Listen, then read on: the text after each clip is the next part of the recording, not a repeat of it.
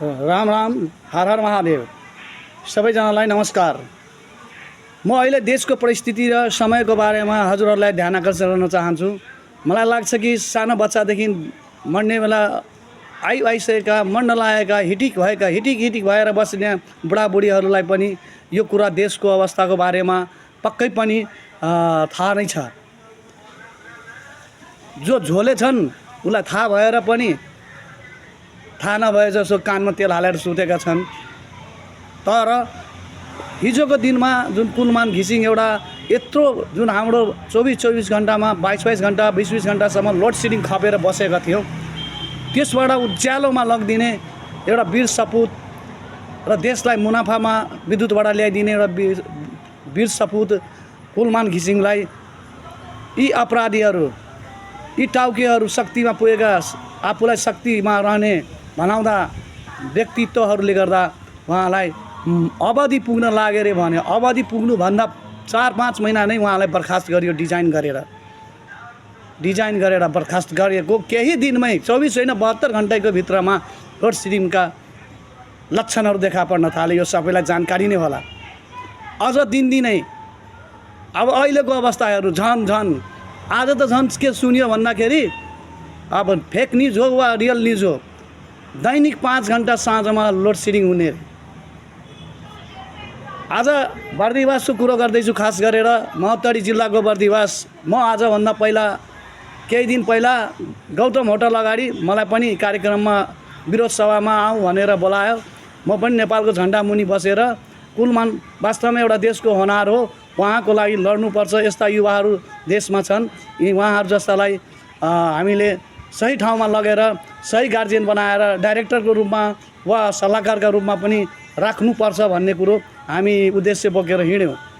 र त्यहाँनिर मलाई केही साथीहरूले वक्ताको रूपमा दिँदाखेरि मैले त्यहाँ मैले भने पनि हेर्नुहोस्, निस्किनुहोस् आफ्नो घरबाट, आफ्नो सटरबाट आउनुहोस्। भोलि तपाईँहरूले हिजोको दिनमा भोगेको 22 घण्टा फेरि भोग्नुपर्नेछ भन्दाखेरि धेरै मान्छेहरू हाँसे, कतिपय आए कतिपय हाँसे। तर मैले भने एक दिन पक्कै चाँडै आउँदैछ, तपाईँहरू रुनुपर्छ। याद आउँछ तपाईँहरूलाई भनेको। आज जुन उहाँहरूलाई पक्कै पनि स्मरण भइरह होला कि त्यो भाइले बोलेको सही हो, वास्तवमा सही बोलेको थियो। त्यसर्थ पुनः दोस्रो भोलि फेरि ठुलो कार्यक्रम छ कुलमानको लागि, कुलमानको पुनर्बहालीको लागि। कुलमान जस्ता व्यक्तिलाई लोड सेडिङबाट मुक्त गराउनका लागि उहाँ जस्तो व्यक्तिलाई आवश्यक छ। त्यसर्थ सम्पूर्णलाई म बिन्ती गर्न चाहन्छु, यदि भोलि 1 बजे कार्यक्रम छ, सम्पूर्ण गौतम होटल छेउछाउमा त्यहाँनिर उपस्थित भइदिनको लागि सम्पूर्ण बर्दिवासवासी लगायत वरिपरिका गाउँका वासीहरूलाई अनुरोध गर्न चाहन्छु। साथै यदि जानु सक्नुहुन्न भने आफ्नो अहिले सबैको हातमा एन्ड्रोइड मोबाइल छ, बच्चादेखि ठुलोसम्म, सेयर गर्नुहोस्, विरोध गर्नुहोस्। यो भ्रष्ट सरकारको यिनीहरूको विरोध गर्नुहोस्। हेर्नुहोस्, यो देशको विडम्बना। जो युवा छ, जो गर्न चाहन्छ, यो देशलाई नयाँ परिवर्तन गर्न चाहन्छन्, उनीहरूलाई फुच्चे भनेर जेलमा कोच्छन्। नयाँ शक्तिलाई, नयाँ युवालाई, पिँढीलाई राम्रो ठाउँमा देश बनाउनुमा लाग्न दिन चाहन्नन्। यिनीहरू आफै आर्यघाटमा काट्टो खाने बेला भइसकेकाहरूले त म युवा छु भन्छन् भने हामी जसो 30-35 वर्षकोलाई त फुच्चे भन्छन्। भनेपछि यिनीहरूको मनस्थिति बिग्रेको हो वा यिनीहरूको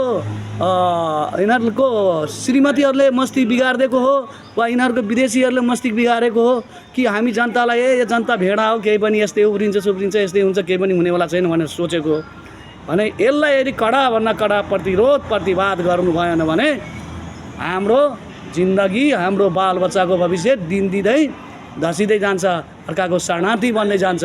त्यसर्थ म पुनः हात जोडेर बिन्ती गर्न चाहन्छु, भोलि 1 बजे कार्यक्रम छ, विरोध सभा। त्यसमा सम्पूर्ण मेरो यदि भिडियो हेर्नु हुने मेरो भिडियोलाई सेयर पनि गरिदिनु होला। जति सक्दो मान्छे त्यो विरोध सभामा आइदिनको लागि हार्दिक अनुरोध गर्दछु। उदाहरणको लागि देखौँ, रवि लामी जस्तो एउटा गर्न खोज्ने व्यक्तिलाई, बालेन जस्तोलाई पनि टार्गेट बनाइरहेछ। यस्ता धेरै युवाहरू छन् जोलाई दबाएर राखिरहेछन्। अब दब्ने कति दिनसम्म? हामी रोटी होइन कि दबाएर गोलाकार बनाउने, यो देश बनाउने हो। हामीलाई सिङ्गापुर होइन, हामीलाई नेपाललाई सुन्दर सुन्दर नेपाल र नेपाली बनाउनु छ। नेपालको पहिचान विश्वमा जुन थियो, हिन्दू राष्ट्र थियो कायम, त्यो कायम गर्नु छ। विश्वले पनि भन्थ्यो हिन्दू राष्ट्र र घुम्न मन पराउँथ्यो, रुचाउँथे। आजको हेर्नुहोस् हालको अवस्था, दिनदिनै ऋण खपिएका छन्। हिजो 22,000 ऋण थियो भने आज कति ऋण छ हाम्रो टाउकोमाथि? लाखभन्दा बढी छ एकजनामाथि। यसरी आज लाख छ भने भोलि 2 लाख यिनीहरू ऋण ल्याउँदै खाँदै। अमेरिका जस्तोले करप्टेड भनिदियो, all people's party is corrupted भनिदियो, इन्डियाले भ्रष्ट भनिदियो। अब कति के भन्नु, लाज भए पनि पचाउँथ्यो, लाज लाजलाई पनि लाज लगाउँथ्यो होला, तर यिनीहरूलाई लाज छैन। त्यसर्थ यिनीहरूलाई घरमा गएर सारा जनता मिलेर यिनीहरू घरबाट देशबाट लखट्नुपर्छ। त्यसर्थ एकजुट हौँ अल नेपालवासी र देश विदेशमा बस्ने सम्पूर्णलाई, दाजुभाइ दिदीबहिनीहरूलाई पनि वहीँबाट तपाईँहरू आफ्नो घरमा सम्पूर्ण घरलाई प्लिज आउनुहोस् मिसन 84मा नयाँ शक्ति, जुन शक्ति आओस्, नयाँ युवा आओस्। यी बुढाहरूलाई बिल्कुलै भोट पत्ता साफ गरिदिनको लागि हार्दिक अनुरोध गर्न चाहन्छु।